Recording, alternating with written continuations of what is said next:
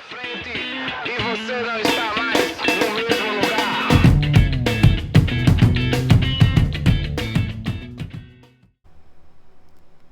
Fala, turma!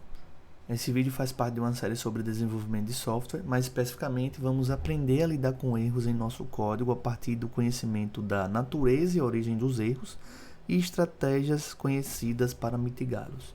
Para essa prática, assumimos que um ambiente mínimo de desenvolvimento para Node.js e TypeScript já esteja previamente configurado, que é a instalação de uma versão mais recente do Node.js, o gerenciador de pacotes do Node, o NPM, instalação do TypeScript e configurações de compilação já feitas anteriormente e instalação da IDE VS Code configurada com as extensões necessárias que viemos utilizando nas práticas anteriores.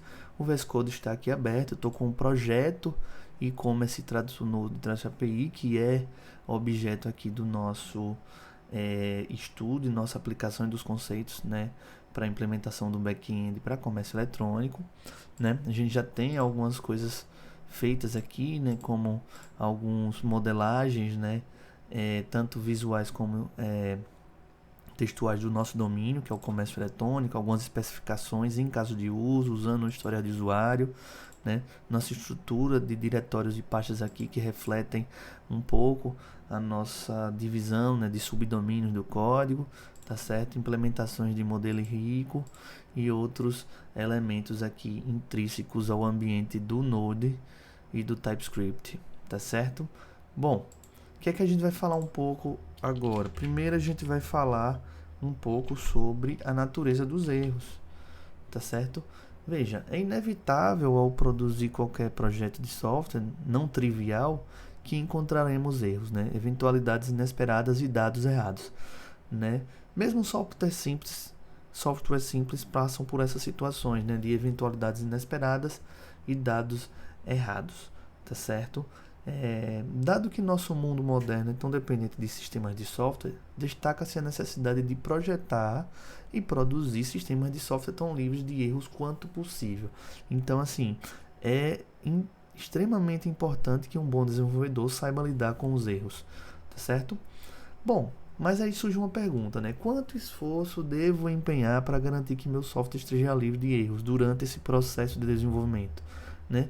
Quanto é que eu devo desempenhar de tempo, né? De esforço, né? Meu e da minha equipe? Bom, a resposta é sempre, né, no software, depende da complexidade do software, do uso do software, das consequências dessa falha inesperada, né? Eu sempre uso o exemplo, por exemplo, de sistemas, por exemplo, né, de navegação de aeronaves, por exemplo. Esses sistemas devem ser quase 100% à prova de falhas, né? Não existe 100%, mas é interessante que o esforço empenhado para garantir que esse software não tenha erros seja muito grande, porque uma falha, né, a consequência de uma falha num sistema desse pode ser catastrófica. Então, a depender da complexidade e das consequências da falha do software, é o quanto você vai ter que empenhar para garantir que esse software esteja livre de erro, certo? Vale a pena considerar uma taxonomia de fontes de erro. O que é taxonomia? Taxonomia é uma categorização, tá certo? Para você entender as origens do erro, ou seja, a natureza do erro.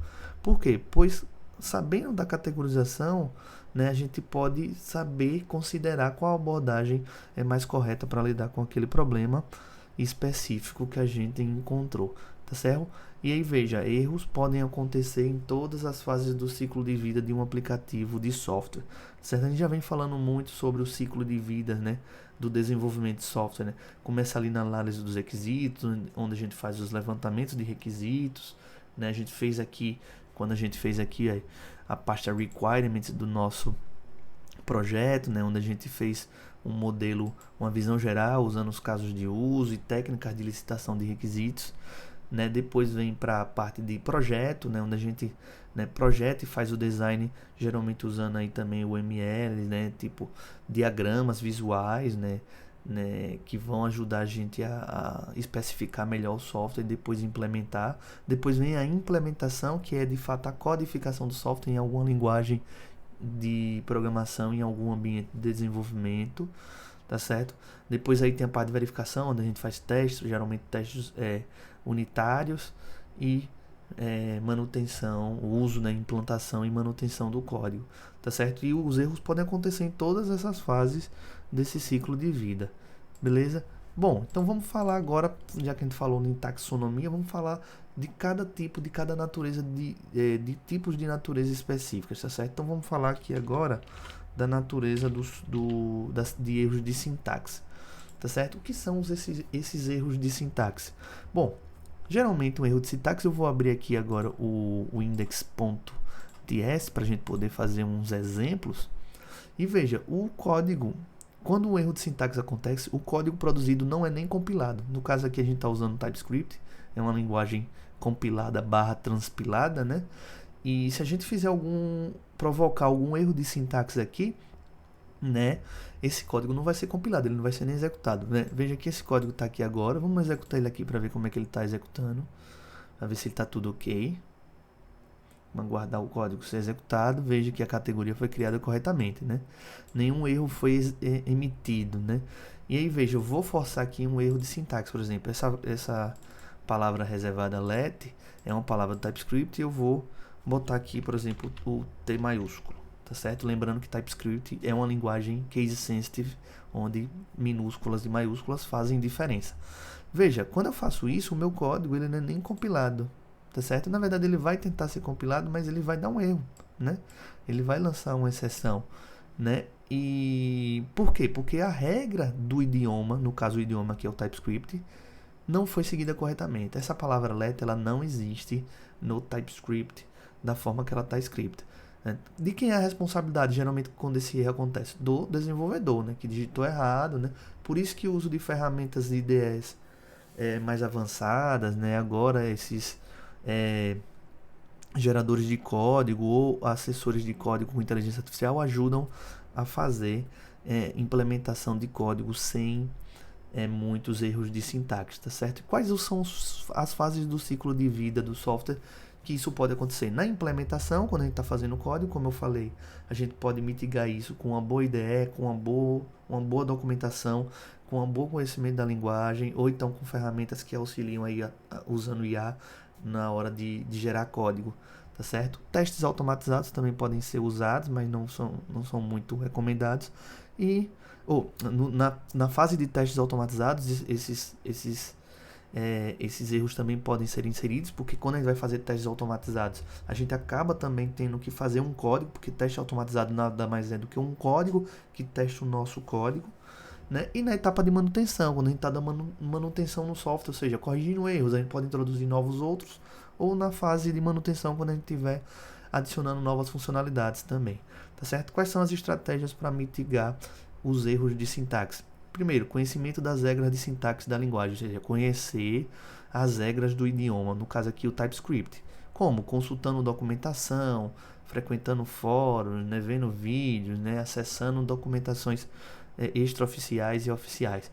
E também instalando extensões, né, e usando IDEs modernas, né. No caso aqui, a gente vai mostrar para vocês uma extensão que permite uma legibilidade, né, maior do código, do erro que é emitido, né, facilita a consulta do que é esse erro, né, no caso, consultar a documentação oficial desse erro, também tradução desse erro. Então, se eu passar o mouse aqui, vocês vão ver que essa é a forma como o VS Code me mostra o erro. No caso aqui, ele está mostrando em inglês, ele está falando aqui a palavra, né, keyword, né, let, ou o identificador, não é reconhecido. Então cannot find name let, ou seja, dentro do TypeScript a gente não tem nenhuma, né, keyword ou identificador que significa let com T maiúsculo, tá certo? Então esse é o erro, né? Se eu botar aqui, esse é um erro de sintaxe, tá certo? Vou deixar o let aqui maiúsculo, porque vocês vão ver agora em ação o uso de alguma extensão para facilitar, né, a identificação desses erros e compreensão. Então vou aqui na parte de extensões e vou digitar aqui, pretty TypeScript erro. Essa extensão que aparece aqui primeiro, pretty significa beleza, né? De tipo, é um termo em inglês que fala de meio que de beleza, de que está bonito. Então ele fala aqui tipo erros em TypeScript mais bonitos, né? Então vamos instalar essa extensão aqui, tá certo? E vamos verificar como é que o erro aparece lá de sintaxe com essa extensão. Veja que não vai ser muito diferente do que o VS Code faz. Na verdade, ele só vai mostrar, né, de uma forma, uma exibição mais bonita. Então, se eu passar o mouse aqui, ó, essa aqui é a mensagem de erro original do TypeScript aqui em cinza. E essa extensão, ó, permite uma legibilidade maior e algumas facilitações como consulta, documentação e tradução. Então, ó, se eu clicar aqui, ó, eu posso verificar a tradução desse erro, né, que é tipo a palavra ou o identificador não é conhecido, né? O que significa let, né, com esse T maiúsculo, tá certo? E aqui você também pode ir para ver detalhes de explicação desse erro na internet, tá certo? Então, essa é uma das formas de mitigar aí esses erros de sintaxe, beleza? Vou retornar aqui o código normal para que a gente possa dar prosseguimento, né, a outros erros, né? Outro erro que a gente vai falar agora é o erro de lógica, tá certo? O que é o erro de lógica? Veja, no erro de lógica, o código é compilado, mas não funciona da maneira planejada. Normalmente esses erros ocorrem porque o desenvolvedor cometeu um erro ao produzir o código, né? E são relativamente fáceis de corrigir esse código, tá certo? Em que fases do ciclo de vida do software eles podem acontecer? Também na implementação, nos testes automatizados e na manutenção, tá certo? Quais são as estratégias para mitigar? Fazer depuração, né, que a gente chama de debug ou debugging, tá certo? Que a gente vai ver mais com calma daqui para frente, e também testes manuais ou automatizados, né, com casos de base bem definido. Por exemplo, né, se eu crio uma função de média aritmética, né, que calcula a média errado, né, eu tô com um erro de lógica ali dentro.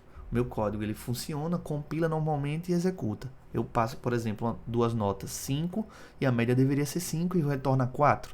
Isso é um erro de lógica, tá certo? Então a gente pode pegar tanto com a depuração, vendo cada linha sendo executada, por que aquele valor está dando 4, tá certo? Ou, por exemplo, com testes automatizados ou até manuais, com casos de base bem definidos. Por exemplo, se eu passo um valor 5, duas notas no valor 5, a média tem que ser 5, e eu posso fazer esse teste no final se meu método está retornando 5. Eu passo as entradas, sei qual é a saída que já deve ser feita e comparo se o meu método está retornando aquela saída, tá certo? Esses são os erros de lógica. Com relação a testes automatizados, a gente vai estar em um vídeo posterior e um vídeo fora esse, né, falando de forma mais aprofundada sobre esse tipo de teste. A gente vai falar aqui, né, da estratégia de depuração que pode mitigar esse tipo de erro de lógica. Beleza? Bom, outro tipo de erro conhecido é o erro de design ou projeto. Tá certo? É um erro de design ou projeto. Veja, nesse erro o código funciona bem também, assim como no erro de lógica, mas não atende aos requisitos do usuário. Lembrando que os requisitos a gente levanta na análise, né, na parte de análise, quando a gente faz levantamento de requisitos. Esse pode ser um tipo de erro muito caro, né? Caro a gente fala até financeiramente mesmo, e geralmente ocorre porque o desenvolvedor não entendeu as necessidades do usuário final adequadamente. Então veja, na hora de levantar os requisitos a gente não entendeu o que o usuário queria. Quando a gente não entende, a gente tende a fazer análise e design de formas erradas, tá certo? Não erradas, né, mas não em conformidade com o que o usuário quer, e a gente acaba implementando também, né, já que a gente fez análise e design de forma equivocada, tá certo? Erros de design são consequências de práticas inadequadas de engenharia de software, e em casos extremos pode causar falha no projeto como um todo. Então veja que para mitigar esses erros de design e projeto é seguir as boas práticas de engenharia de software, tá certo? Quais são as fases do ciclo de vida de software em que pode acontecer esses erros? Como eu falei, na análise, né, no levantamento de requisitos e na etapa design/projeto, tá certo? Então, nessas duas etapas, tem que se pensar bem, né, nas boas práticas de engenharia de software. Uma equipe tenha qualidade, né, experiência conta muito aqui, aplicação das boas práticas, dos princípios, das técnicas. Isso pode ajudar muito a mitigar esses erros de design e projeto, tá certo?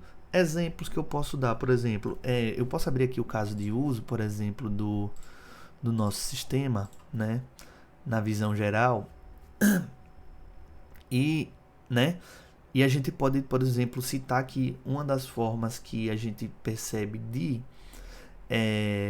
de erro de design é, por exemplo, o cliente aqui, que é um ator, um interessado no sistema, que vai usar o sistema, não, por exemplo, ter relação com o carrinho de compras, né? Ou seja, o administrador tem relação, mas o cliente não.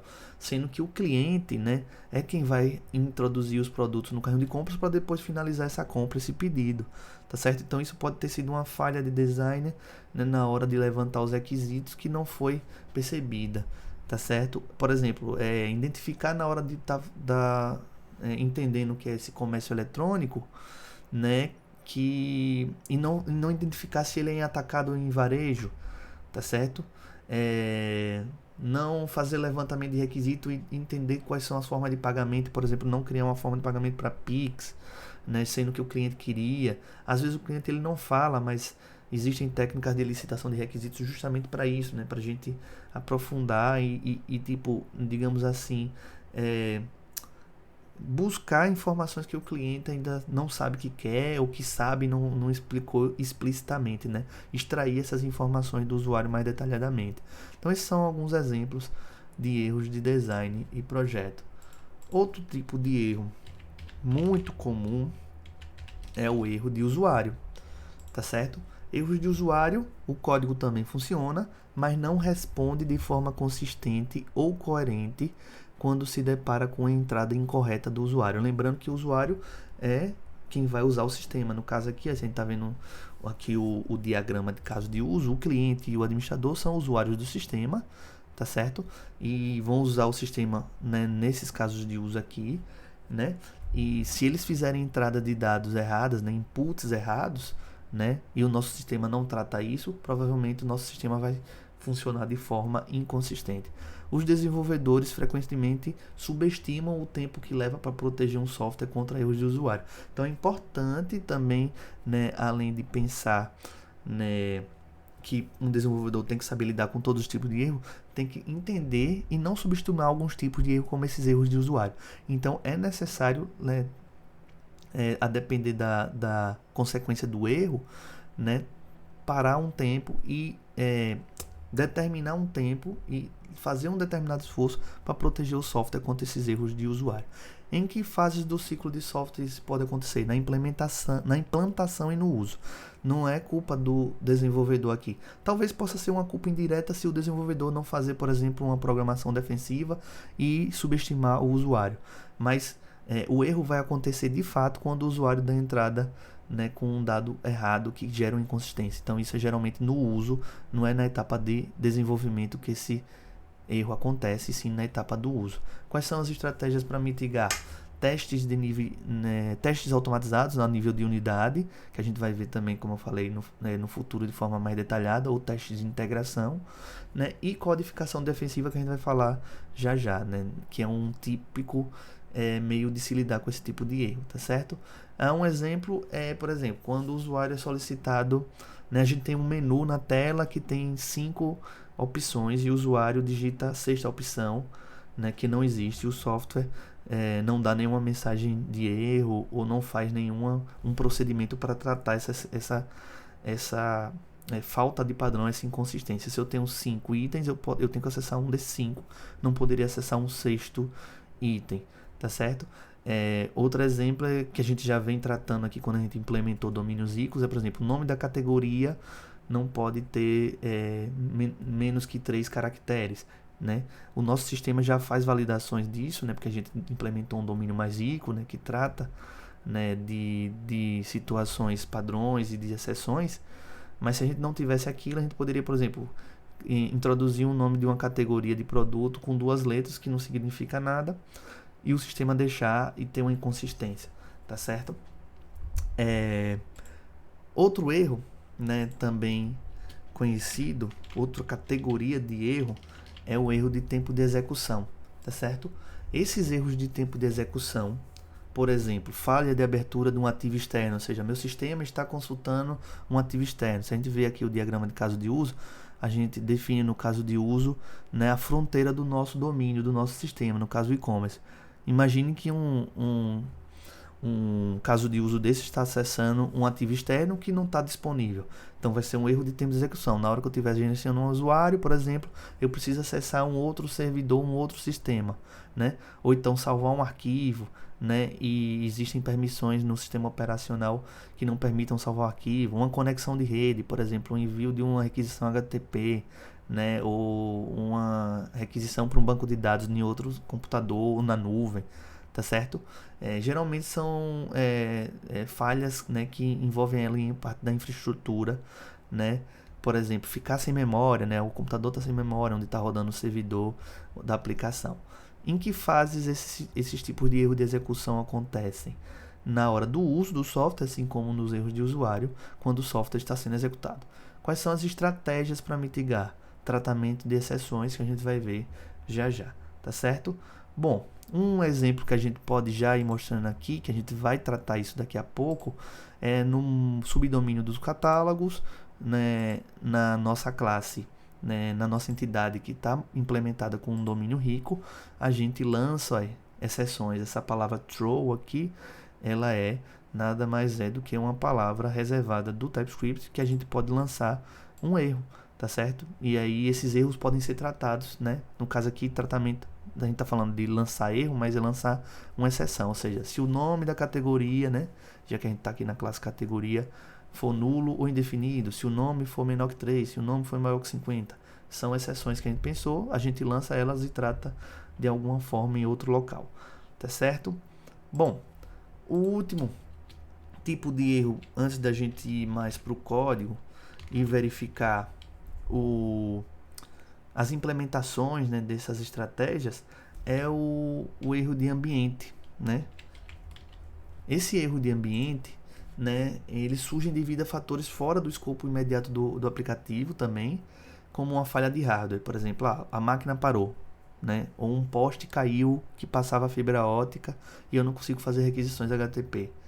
Tá certo? Geralmente há muito pouco que fazer, no caso, em termos de desenvolvimento, né?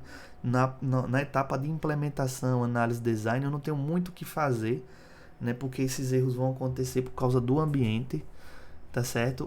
E a única coisa que eu posso garantir um pouco é que esse software, na hora que aconteça um erro de ambiente, seja encerrado de forma ordenada, sem que a gente perca dados ou tenha alguma corrupção de dados.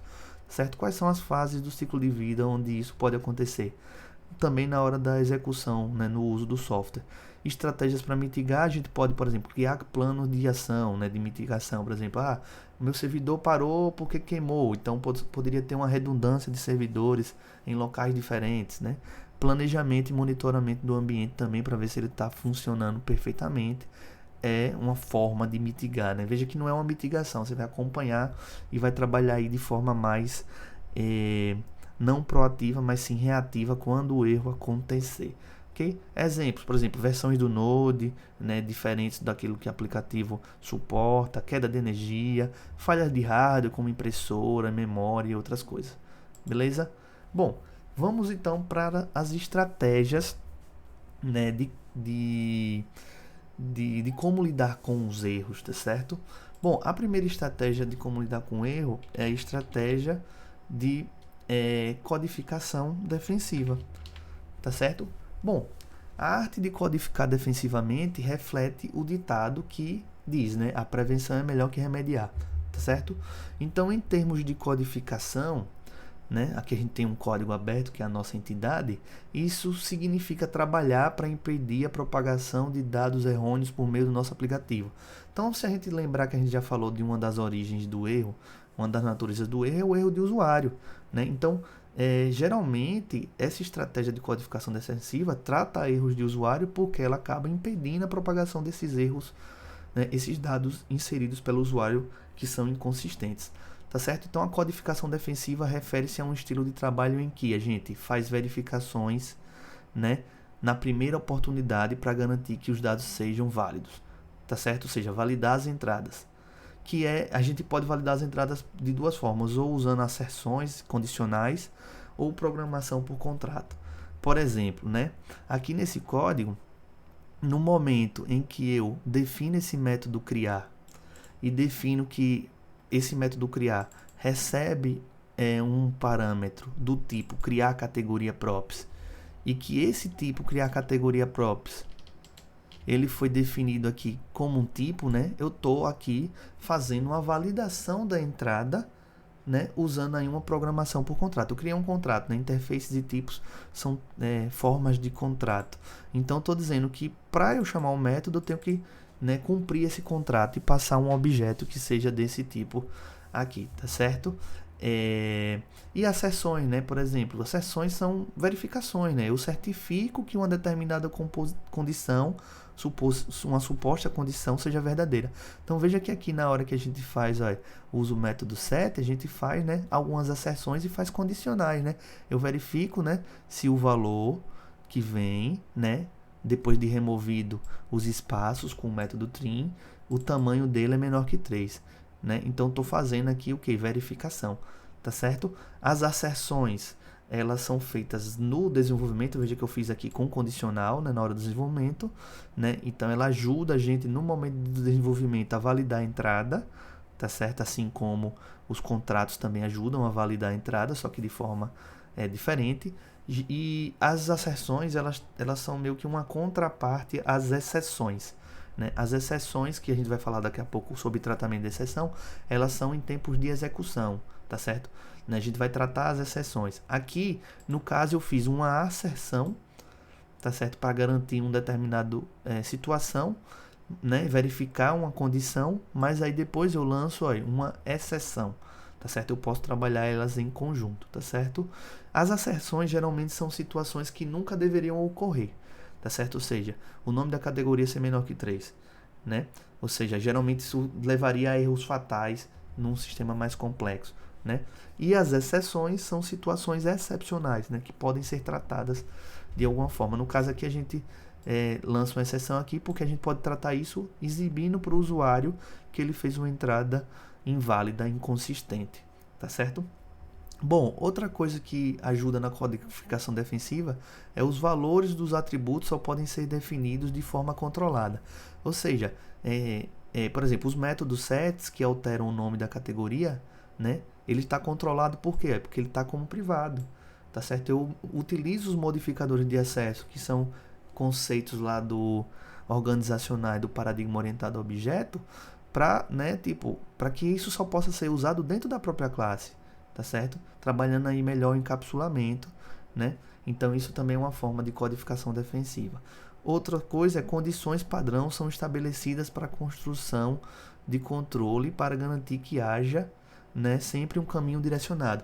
Veja, o caminho padrão aqui, no caso do nome, seria esse cara aqui, que eu estou passando o mouse em cima, né? Depois de todas as exceções testadas, se nenhuma delas acontecer, segue o caminho padrão. E não é que a gente define isso, é interessante a gente mostrar que a gente definiu isso, especificou isso na hora que a gente fez as histórias de usuário, né?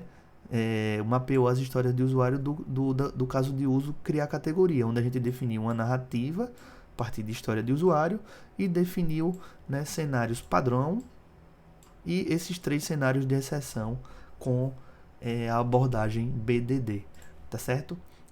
Outra forma de garantir codificação defensiva é apenas os atributos e métodos, né, que precisam ser públicos serem declarados como tais. Então veja, os métodos sets estão privados, ou seja, tudo que se altera estado do objeto fica privado. O que é get pode ficar público porque ele não altera estado, certo? Os atributos em si, né, estão privados porque só podem ser manipulados e alterados, né, pela própria classe, tá certo? O construtor também está privado, beleza? Né? E aí, para facilitar, né, a implementação aí de invariantes de classe, né, garantir estado de consistência válido, a gente criou um Static Factory Method, né, um método de fábrica estático para criar, que atende a essa história de usuário aqui, né, que a gente tinha definido, né? E aí a gente já tem aqui também, né, um acúmulo de códigos defensivos, já que a gente também tem aqui uma programação por contrato, tá certo? E asserções depois, né, quando é chamado o construtor. Beleza? Outras formas de programação defensiva são o uso de comentários apropriados, né?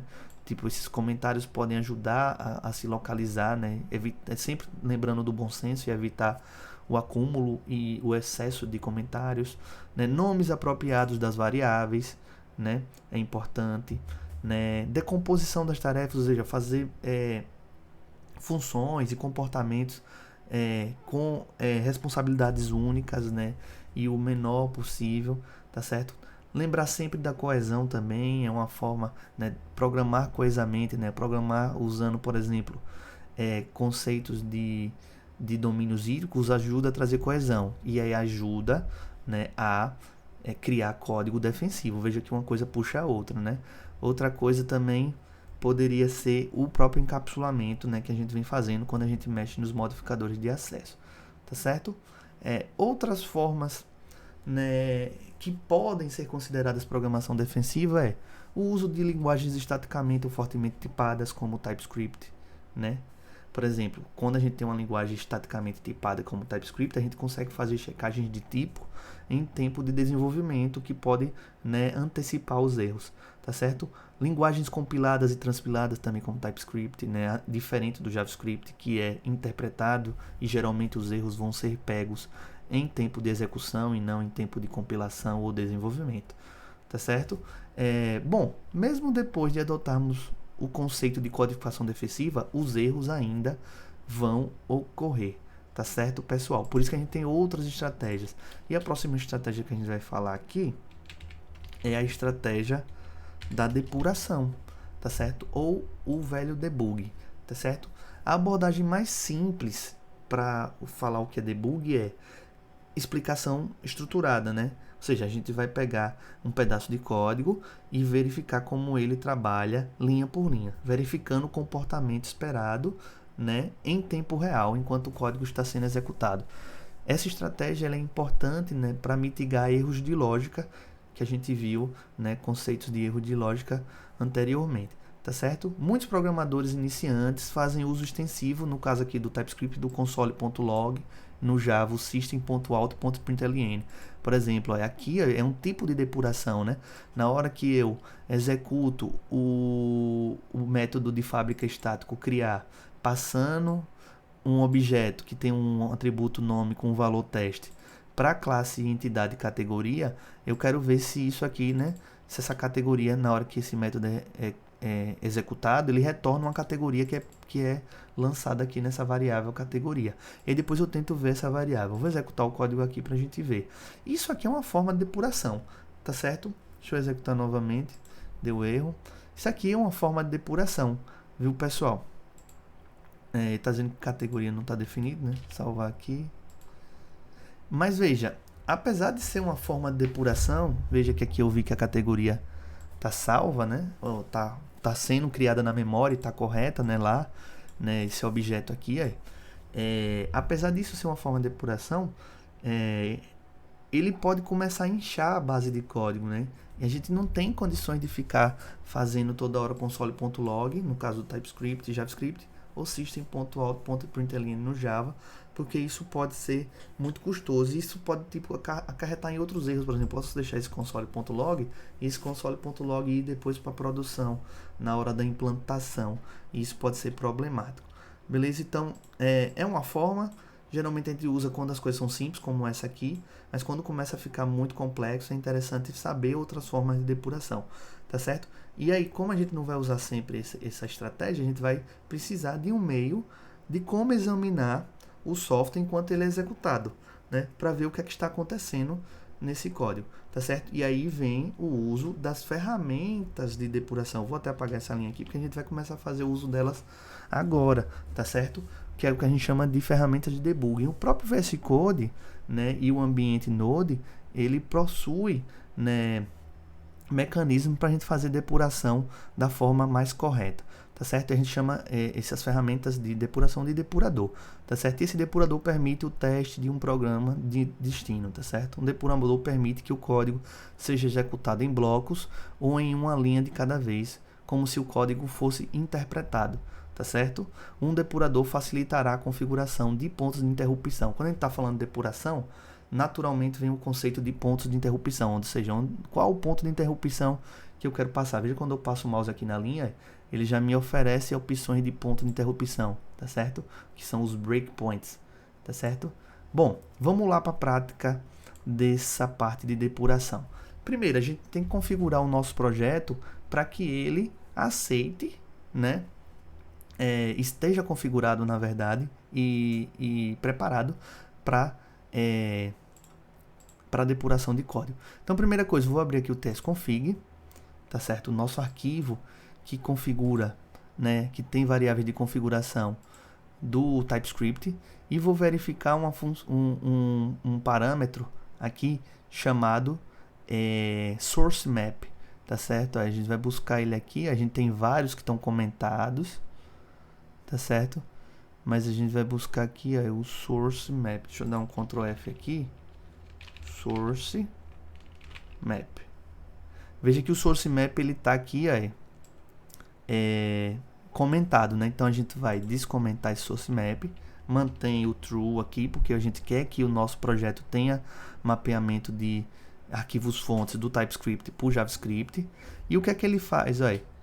Cria, né, arquivos de mapeamento para códigos fontes, né, que são emitidos, né, para os arquivos JavaScript, tá certo? Lembrando que o TypeScript transpila para o JavaScript. Então a primeira coisa é habilitar essa opção no tsconfig, beleza? Depois a gente vai abrir novamente aqui a aba Explorer do VS Code e a gente tem esse íconezinho aqui, que é um play, né, onde tem também o desenho de um bug, tá certo? Então é run e debug, né? A gente vai clicar nesse cara aqui, tá certo? E vai pedir para criar o arquivo launch.json-file, né? Ou seja, a gente pode fazer a depuração de outras formas na hora que a gente chama o próprio compilador do TypeScript, o TSC.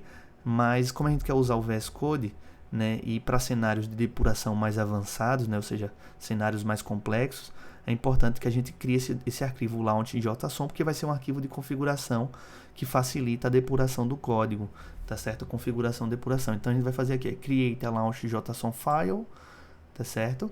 A gente vai escolher aqui o Node.js, ele vai criar um arquivo com alguns elementos já pré-definidos. Esse arquivo ele vai ser criado aqui dentro dessa pasta VS Code que a gente já tem essa pastinha, beleza? E aí o que é que a gente vai fazer agora primeiro, alterar aqui essa parte do dist, tá certo?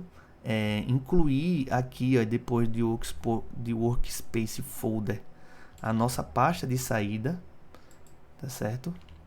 Dist vai ficar assim, Por quê? Porque lá no nosso tsconfig a gente configurou que a nossa altdir, né, o diretório de saída, é a pasta dist, que a gente ainda não tem aqui porque a gente ainda não fez compilação do código, a gente só está usando o sucrazy para executar em tempo de desenvolvimento, tá certo? E aqui no launch eu vou dizer, os arquivos de saída vão ficar nessa pasta dist, também quando estiver fazendo depuração, é claro, né? Outra coisa é colocar esse carinha aqui depois desse arquivo programs, né? Desse program aqui,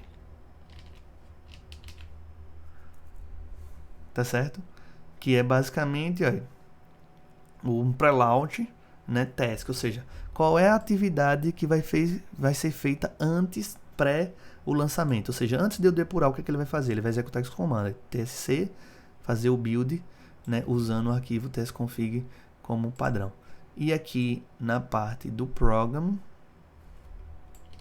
né, eu vou colocar o seguinte, ele vai pegar o meu workspace, que é meu próprio projeto, pasta src, que é a pasta onde tem os códigos, e vai em index.ts fazer, né, que o index é o nosso arquivo de entrada, beleza? Esses outros arquivos aqui a gente mantém, vou salvar aqui, e aqui, pessoal, na teoria a gente já tem o nosso projeto configurado para depuração, só que a gente agora tem que saber como usar essa depuração, tá certo? Então vou abrir aqui o index.ts, tá certo? Veja, eu tenho essa criação de código aqui, né? LED, categoria, criar. Vamos supor que eu queira ver o que está acontecendo no momento, né, que eu passo, por exemplo, deixa eu passar aqui um nome de categoria inválido, né? onde a gente só tem aqui 2 caracteres. Vou executar o código aqui sem prontos de execução. Veja que ele lançou um erro, né? O nome da categoria não possui tamanho válido. Só que eu quero acompanhar como isso aconteceu, né? Primeira coisa, eu posso botar o breakpoint aqui e ir etapa em etapa percorrendo arquivos de como isso aconteceu. Então vou botar o breakpoint. Em vez de executar com esse aqui, né, que só roda sem debug, eu vou clicar aqui e rodar, né, startar com o debug, tá certo? Então vamos lá, startar com debug, depois das configurações feitas. Aguardo o VS Code identificar as configurações, subir o ambiente de depuração, fazer o build. Veja que a gente determinou que ele tinha que fazer o build. E aí, né, veja que a própria IDE do VS Code apresenta uma série de cores e uma série de coisas que a gente pode estar acompanhando aqui para identificar e usar corretamente esse depuração. Beleza? Então a gente tem aqui, parou nessa linha, então tá parado nessa linha aqui, tá certo? Veja que se eu quiser fazer o uso do watch aqui, que é assistir, eu posso colocar aqui, eu quero saber o que é que tem nesse cara aqui, mais categoria, qual é a expressão. Veja que a categoria está indefinida, por quê? Porque aqui na memória a gente ainda não executou essa linha, tá certo? Beleza, professor. Passe aí dessa linha. Então veja, a gente vai executar a depuração usando esses comandos aqui de cima, ou continue para continuar o código, tá certo? Ou step over, ou seja, passar dessa linha sem que entre nos métodos, ou entrar no método, por exemplo, né? Eu quero entrar no criar, F11, quero pular, quero retornar, né? Restartar. Vamos passar aqui, eu vou passar aqui para vocês verem, continue, como só tem uma linha, ele já vai finalizar o código, tá certo? E aí ele vai, né, sair lançando a exceção, né, da categoria não possui tamanho mínimo. Vamos executar novamente o debug. Ele vai parar na mesma linha, só que agora a gente vai entrar no método criar, certo? Veja que a variável que eu estou mandando ele observar, ele ainda continua com undefined aqui. E a gente vai fazer o seguinte, a gente vai entrar aqui com F11, tá certo? Dentro do método. Veja que agora eu fui para o método criar, é como se eu estivesse fazendo, né, seguindo uma cadeia de execução. Eu estava aqui no index, passei para o criar, como eu dei o F11 que é para entrar, ele foi aqui para o método. E aí eu estou parado nessa linha aqui, tá certo? Na linha 58, esse íconezinho aqui amarelo indica onde eu estou parado. Eu quero saber o que é que tem preenchido no ID. Veja que na verdade aqui mesmo ele já mostra, né? Quais são as variáveis locais, local variables desse método criar. Ele até bota aqui, dentro de criar eu tenho ID e tenho nome, todas elas indefinidas. Vou passar pela primeira linha, vou usar o F10 aqui. Passou a primeira linha, veja que a variável ID já está preenchida na memória, a nome ainda não está. E agora a gente pode fazer o que? F10 de novo. Só que agora, se eu der F10, eu vou sair do método criar e retornar para cá, para a categoria, para essa linha, porque ele vai executar tudo que está dentro do construtor sem precisar entrar no construtor. Ah, professor, e se eu quiser entrar no construtor? F11, certo? F11, entrei no construtor. Veja que agora, aqui está me mostrando o método categoria, que é o construtor. Tá certo? E dentro de categoria, eu tenho o meu próprio objeto, né? E os des. E eu posso botar aqui, eu quero examinar como é que está o meu des.underline_id, que é meu atributo. Veja que ele ainda está indefinido. Ele não passou pelo método setID ainda e nem passou pelo método setNome. Por isso que eles vão estar, né, indefinidos aqui, Tá certo? Indefinidos. E aí veja que a depuração é uma ferramenta muito poderosa, porque eu posso ir passando e analisando o que está na memória e o que cada linha está fazendo, né? Pulando etapas ou entrando em etapas mais específicas. Então vou pular aqui essa parte, não vou fazer o F11 porque eu não quero entrar no setID. Veja que o ID foi preenchido, mas eu quero ver a parte do nome, eu quero entrar no setNome, então vou dar o F11. Entrei no setNome. Veja que o valor que veio aqui no setNome é aquele valor que eu passei lá nesse objeto, tá certo? Isso a gente pode acompanhar nos valores também, isso é interessante. E aí ele vai fazer o primeiro teste, eu vou passar aqui com F11 O valor é nulo ou indefinido? Não. Aí ele chega aqui agora. O valor, né, TE, depois que retirar o espaço, é menor que 3? Sim. Veja que quando eu der o F11, ó, ele vai entrar nessa linha. E vai fazer agora o lançamento de exceção. Quando eu faço o lançamento de exceção, nada do que está abaixo disso é executado. Então eu não consigo preencher. Aí veja que nome está vazio. Se eu passar aqui novamente por essa linha do throw, aqui na linha 34, ele continuou vazio e o código, né, se encerrou porque eu lancei a exceção, tá certo? E provavelmente ela foi, né, vai ser tratada em outro momento. Ah, professor, eu preciso botar o breakpoint aqui e ir entrando com F11? Não, eu posso botar o breakpoint aí, já direto no local onde eu posso ver, aí, por exemplo, linha 33 aqui, aí, tá certo? Chega aqui no index, aí, vou mandar rodar. Veja que ele já vai parar na breakpoint. E eu posso botar mais de um breakpoint. Veja que o breakpoint já entrou aqui, ó. Eu não precisei sair, né, pulando de método em método, entrando nos métodos, tá certo? Então, a ferramenta de debug, né, ela é uma ferramenta muito poderosa, porque ela mostra as variáveis daquele momento, né? Por exemplo, aqui no método nome, aí, método, set nome, aí, local, set nome. Quais são as variáveis que esse método está tratando? O próprio diz, que é a própria classe, né, que é do tipo categoria. Veja que esse diz já está com o ID preenchido, porque ele passou pelo ID antes, né? E o value, que é o parâmetro que recebeu no método, tá certo? Então a gente pode ir passando aqui especificamente. Eu posso botar no watch quais elementos eu quero ver, sejam objetos ou variáveis, né? E aqui tem a stack call, né, que é a chamada, a pilha de chamada, né, que está sendo executada, né, a sequência de chamadas, tá certo? E onde estão os meus breakpoints aí? Aqui eu tenho, né, facilidades de verificar meu breakpoint. O breakpoint que eu estou criando aqui, ó, na linha 31, dentro do arquivo categoria.entity.ts, tá certo? Então posso pausar minha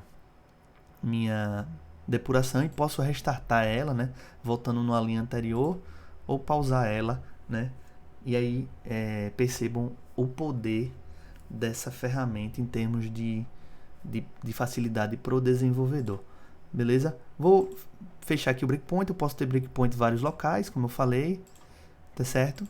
E isso é uma forma de depuração, certo? Vi que eu fui a depuração até onde acontece a validação desse tipo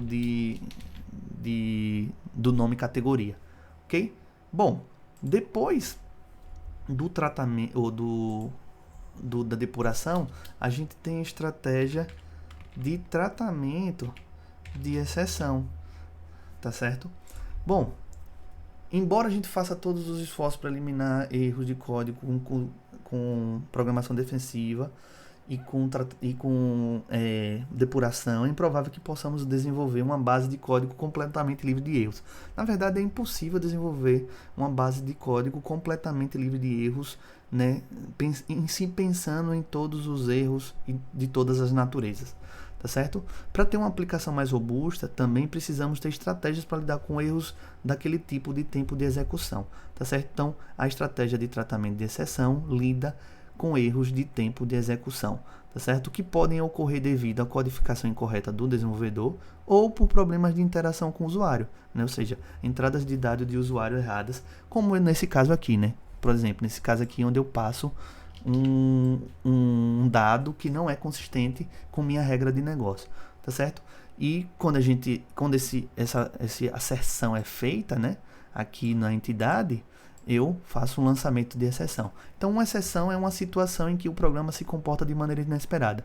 Veja como é interessante, né? Porque a gente já pensou as maneiras inesperadas quando a gente definiu aqui a nossa história de usuário, né, do caso de uso de criar categoria, tá certo? Isso já facilita na programação no futuro, porque eu sei que alguns cenários de exceção vão ser usados tratamentos de exceção, tá certo? E quando a gente faz o throw, a gente fala que a gente está lançando essa exceção para que outra pessoa trate. Por quê? Porque a classe categoria não vai saber como lidar com isso, porque é uma regra de negócio que a categoria tenha mais que 3. Se tiver menos, ela não sabe como tratar, tem que passar para cima, geralmente informando para o usuário que ele está entrando com um dado inconsistente, tá certo? Então as exceções, elas podem ser, já que elas são lançadas, elas podem ser capturadas em outro momento, a nível de código, né, para a gente tentar lidar com essa é exceção. Então a gente vai fazer isso aqui agora no código, né? A gente está lançando, mas não está lidando, veja. Quando eu não estou lidando com essa exceção. Mas aí, ó, a gente vai usar aqui, ó, né, o try catch, tá certo? Que é esse bloco de comando aqui, ó, que serve para a gente capturar a exceção. Então, tudo que tiver dentro do try, tá certo? Tudo que tiver dentro do try, né? E se houver alguma exceção lançada, por exemplo, quem que lança a exceção? Dentro da classe da entidade categoria, né? Depois que o método criar é chamado, chama o construtor, chama o setNome, né? E o setNome, ele faz validações, asserções, né, de regras de negócio e lança exceção. Nesse caso aqui é uma exceção, vai ser lançada. Então, se algo dentro do try lançar exceção, vai ser capturado, e esse erro, essa exceção, ó, que é lançada aqui, ó, esse erro, veja que é uma sequência de comandos, né? Lance, chama o comando new, a classe erro, que é uma classe nativa do TypeScript, e esse erro vai ser capturado e jogado aqui nesse catch. Catch é do verbo capturar. Eu vou botar aqui um tipo aí, N, depois a gente vai melhorar isso aqui para tipos específicos de erro, e aí eu posso fazer o seguinte, console.log, né, erro, que é o erro que vai me receber, .message, certo? Console.log, erro.message. Então, o que é que eu estou fazendo? Na hora que eu estiver criando a categoria, se lançou uma exceção, né, pega essa exceção, joga aqui dentro, nesse erro. Aí esse parâmetro erro vai ter o erro que foi lançado. No caso, depende do erro qual foi lançado, com a sua mensagem de erro específica. E eu posso imprimir essa mensagem de erro, tá certo aqui, né? Então veja, eu vou até botar aqui depois dessa linha aqui, da linha 6, o console categoria também, para mostrar o seguinte: se der erro se tiver algum lançamento de exceção nessa linha 6, essa linha 7 não vai ser nem executada e vai para esse bloco aqui do catch, onde é capturada a exceção, tá certo? Vamos executar aqui com sucrazy, não vou executar com depuração.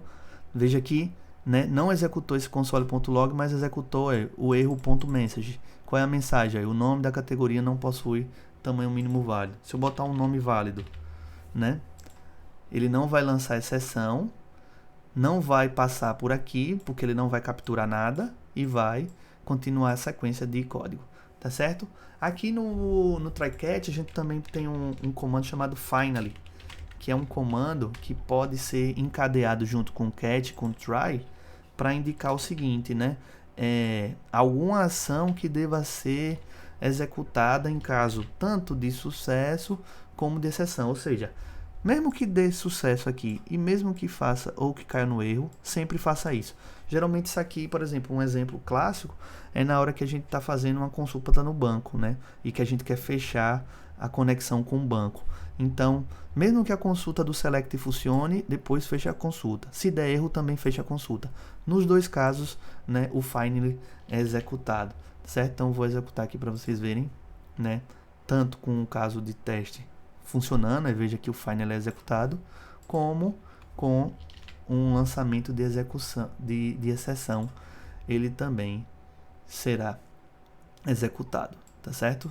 Então veja que o try-catch a gente tem a exceção, o momento do lançamento da exceção, né? E o momento da captura dessa exceção. E aqui eu estou tratando dessa forma, ó, fazendo o console.log, mas eu poderia ter enviado um e-mail, ter acionado um outro servidor, né, feito alguma alteração no banco de dados, né? Aqui dentro desse tratamento, né, você vai fazer o que é importante. No caso aqui a gente tinha definido na nossa história de usuário que ia ser informado um erro, né? Ia ser exibido um erro. E aí eu estou usando aqui o console.log para exibir o erro, na verdade, tá certo? Mas poderia ser de outra forma. Esse tratamento vai depender da situação. Beleza? Bom, outra estratégia, né, que a gente vai falar de forma rápida, né, e porque a gente vai falar isso em um vídeo separado, são os testes automatizados, né? E os testes automatizados, eles são testes metódicos feitos em código, né, que podem ser feitos tanto no nível de unidade como no nível de sistema, né, de integração, para validar, né, e verificar se existem erros, principalmente erros de usuário e erros de lógica. Então, os erros, a estratégia de testes automatizados com teste de unidade e de sistema eles mitigam erros de usuário e erros de lógica, que a gente vai ver em vídeo separado, tá certo? Bom, indo para as considerações finais do nosso vídeo, tá certo? A gente viu a natureza dos testes, né, dos erros, na verdade, né, e como entender as origens desses erros ajudam a compreender quais são as melhores estratégias para mitigá-los, certo? Um bom desenvolvedor sempre sabe lidar com erros, tá certo? E a próxima etapa, né, próximo vídeo será a gente falando de definições de exceções de negócio para aprimorar aí essa parte de tratamento de exceção. Beleza? Valeu, até mais.